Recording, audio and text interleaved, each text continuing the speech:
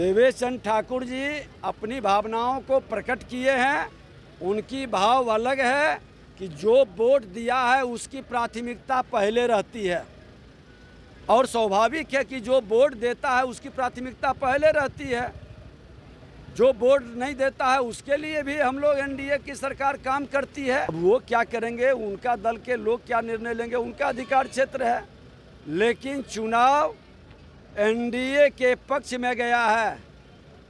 लोकसभा के चुनाव में मात्र 19 सीट पर ही राजद के लोग बढ़त पर आए हैं। प्रयास वो कर रहे हैं, हर दिन चोर दरवाजा से घुसने का प्रयास करते हैं। कभी पकड़ा जाते हैं, कभी बाहर ठेल दिए जाते हैं।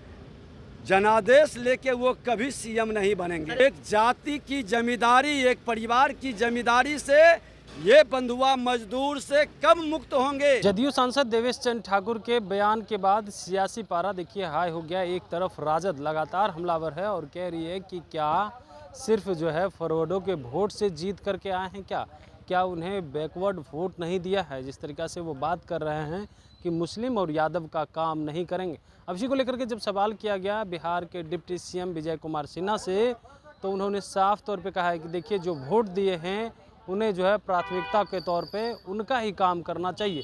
ये जो है ये लोग जो गुलाम हो चुके हैं परिवारवाद के, उनको जो है उन लोगों को इनसे बाहर आना चाहिए। क्या कुछ कह रहे विजय सिन्हा, सबसे पहले आप वो सुने। माननीय मुख्यमंत्री जी की प्रेरणा है कि सब लोग चंदन लगाएं, अपने संस्कृति और संस्कार का सम्मान करें।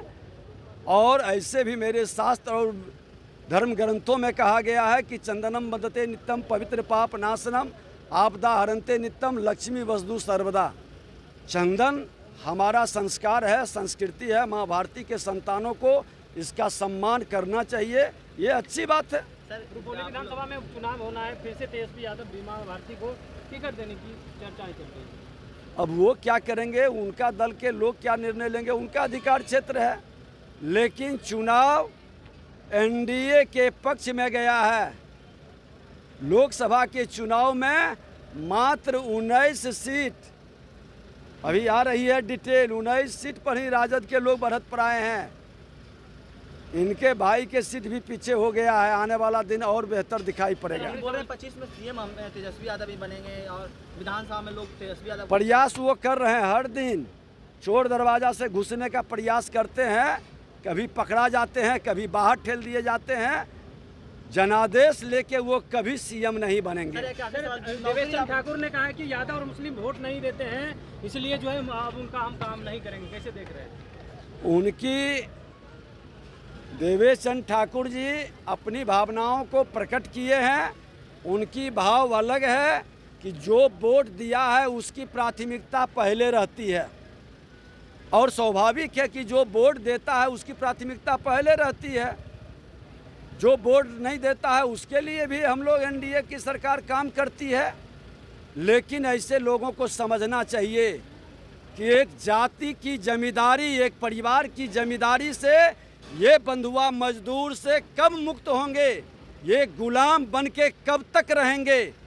एक व्यक्ति जो सजायाफ्ता कोर्ट का है, भ्रष्टाचार के मामले में जेल में रहा है, उस व्यक्ति के बंधुआ मजदूर बनकर लोग कब तक रहेंगे, ये प्रश्न पूरा देश पूछ रहा है। तो आपने सुना किस तरीका से जो है वो देवेश चंद्र ठाकुर के साथ खड़े हो गए हैं और कह रहे हैं एकदम सही कहा है। उन्होंने कौन सी बात गलत कही है।